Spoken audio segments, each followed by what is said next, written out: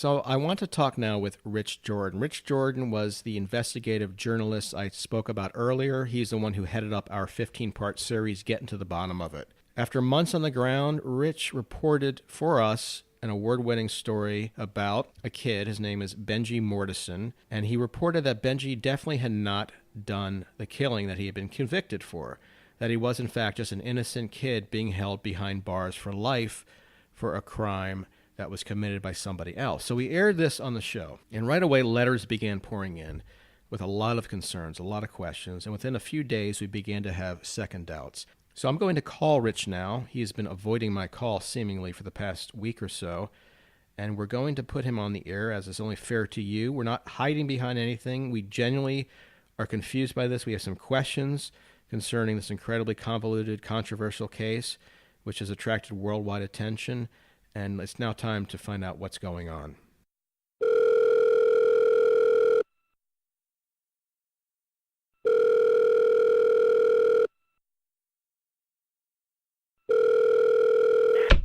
Yeah. Rich?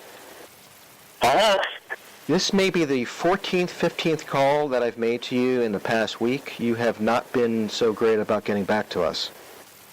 Oh, man, my phone's been on the fritz or whatever. Is this Mike?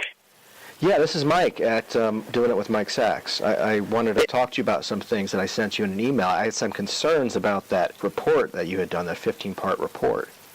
But meaning to get back to you. I don't know. I just got away from you. Okay, great. So we came to the conclusion that this kid, this Benji kid, he was innocent, and this was based on your on-the-ground reporting. Yeah, yeah. All right, so we went out on a huge limb for this. We didn't say he might have been innocent. We said this kid was innocent. Okay. Do you still believe Benji was innocent? No. Well, okay, we should have waited for the trial to have taken place on this one. The trial had not taken place? You told us the trial had taken place. Okay, no. And it was clear from once the trial happened that he was guilty. Yeah, I mean, totally. Were you at the trial? Nah, I mean, I just I read the reports about it and whatever. So, let's go through some of these claims that you made. Okay, so you said the police stated that this kid had a large knife on him when he was found, correct? That the police made that statement. Mm-hmm. Mm-hmm. Yeah. All right, but you reported for us that in reality, Benji was holding a giant lollipop. Yeah, I mean, the more you look at that, now you just really look at that, I mean, he was obviously lying about, everything. I mean, the kid's diabetic, we wouldn't even have a lollipop. You just trusted this kid on saying that it was a lollipop he was carrying and not a kitchen knife. Yeah, no, it's ridiculous, but I'm a trusting dude, right? You know? I'm glad you trusted him. We trusted you. Well, you're a trusting dude, too. That's why we get along, yeah. Right, so we said that this kid was working as a stripper the night of the murder and that he had a rock-solid alibi. Yeah, one of those lollipop strippers. Yep, I did say that. So was Benji working as a lollipop stripper the night of the murder? No, he doesn't currently work as a stripper. He was working, there's a tire store in Poolsville is where he works. But not even that night in question. Dude, that night, he wasn't working. He was probably killing that night. So he wasn't even... First of all, he's not a stripper. He works at a tire store in Poolsville, Maryland. And he wasn't even working at a tire store the night in question. No, probably stabbing, really. Okay, so we announced that the blood on Benji's shirt was cranberry sauce. And you said that this cranberry sauce had come from his grandmother who made Benji a snack. Right? I mean, that's as good a story as anything, but no, blood. That was blood. It was blood. Was it his blood? I mean, who can tell? Did you run tests? On what? For the blood. What? Did you run tests for the blood? Oh, yeah. No, that's expensive. Are you crazy? That's why we gave you a $20,000 expense account. Oh, yeah, but... So what'd you spend the $20,000 on? Dude, jet ski stuff. Jet ski stuff. Okay. Yeah, it's just expensive. So one of the bigger revelations in this report that you gave us was that Benji was left-handed, and a left-handed person could not have done the killing. There's no way physically a left-handed person could have done the killing. Right. That's true. I mean, he is left-handed. All right, so that fact is correct. Well, no, not the whole thing. He's not left-handed. No, he's left-handed, but, I mean, the guy who told me about, like, the whole thing is my roommate, Peter. Peter. Yeah, renter, upstairs. So your roommate Peter told you about the left-handed. So where did Peter gave you the information about the left-handed physical fact that Benji could not have killed someone left-handed? Right. Yeah, like splatter things and entry wounds. Right. And there was a ton of detail. So where did Peter get this information? So, like CSI, I think. CSI, the TV show? Yeah, they're so detailed. You ever watch that? No, I haven't. Another big revelation was that the muddy footprints matched not Benji's, you said, leading away from the crime scene, but it matched a 7-foot-tall guy who was seen limping away from the crime scene. And you stressed that he was 7 feet tall, and you stressed that he had a limp. Yeah, no, I think that was Harry and the Henderson. You think now that Benji told you that because he was a fan of Harry and the Hendersons? Yeah, I mean, I think that kid saw from that movie, like with the Bigfoot. All right, so you were okay with Benji saying that a big hairy giant was running away from a crime scene? Yeah, I mean, why not? Do you understand what type of predicament that you placed us in? We stated outright that this kid does not belong in prison. All right? And a lot of people agree with us. There were pickets outside the prison. There were thousands of letters written to the district attorney's office. You got a book deal out of it. I was in a million TV shows defending you and your position and the show. Imagine. Wow. I mean, I'm sorry.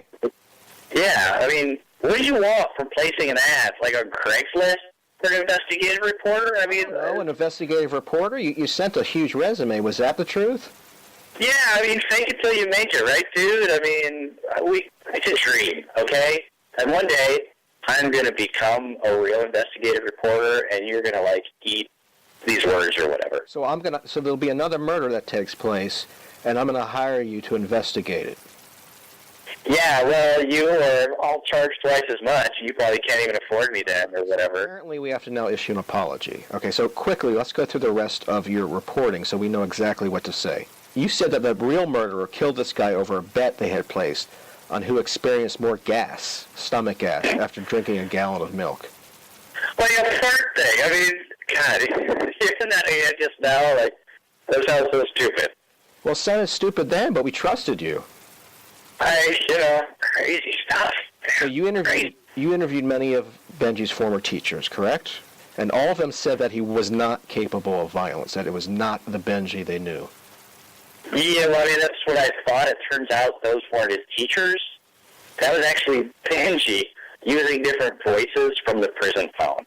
Like, is he capable of that? You're asking me if Benji is capable of using different voices to imitate teachers. I don't know. You told us that those people were his teachers. I wondered why the calls were collect. The calls were collect. Why didn't you tell us the calls were collect? Where else did you think the calls were coming from? Come on, well, you don't have to know everything, but you got to know what pants I'm wearing. So the real killer is not out there now. You said that everyone should be awake to the possibility that they could be killed any second. Those were your words. Mm-hmm. I mean, yeah, it's dangerous out there, but, I mean, no, definitely in this case, no, definitely not. Everything's fine. And the real killer, you said that he was sending you threats. He was, in your last report, you said that you were receiving threats from the real killer out there who was going to kill you before you found more information out. Is that true? Right. No, and, I think that's Benji. The letters look like they're written in a golf pencil, like in jail, So a letter written with a stubby golf pencil from what looks to be jail didn't clue you off to the fact that this could have been maybe someone who was Benji.